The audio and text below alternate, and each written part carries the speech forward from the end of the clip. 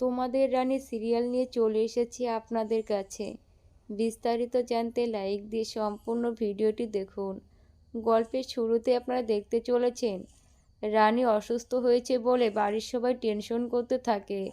তখন রানী একটু সুস্থ বোধ করায় রানী দুর্জয়কে বলছে, দুর্জয় আমি তো এখন ভালো আছি, তাহলে আমি আজকে ভর্তি হয়ে আসি। আর এই কথা শুনে দুর্জয় রানীর উপর রেগে যায়। এইদিকে পিঙ্কি বৌদি টেনশন করতে থাকে।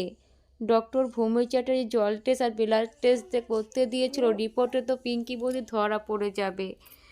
তাই তাড়াতাড়ি করে পিঙ্কি বৌদি অনিশাকে ফোন করে সব কিছু বলে দেয়। তখন অনিশা পিঙ্কি বৌদিকে বলছে, পিঙ্কি বৌদি তোমাকে টেনশন করতে হবে না, আমি এই রিপোর্টই চেঞ্জ করে দিব।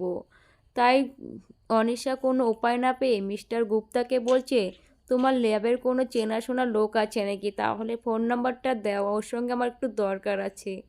তখন মিস্টার গুপ্তার কাছে নাম্বারটা নিয়ে অনিশা সব বন্দোবস্ত করে। এইদিকে শুক্লা দুর্জয়কে দেখে বলছে, ছেলেটা আমার না ঘুমোতে ঘুমোতে মুখটা শুকিয়ে গেছে। তখন বাড়ির সবাই শুক্লাকে বলছে, শুক্লা তুমি একটু চুপ করবে, রানীর তো শরীর খারাপ, কি করবে এখন, ওর কি তাতে দোষ আছে।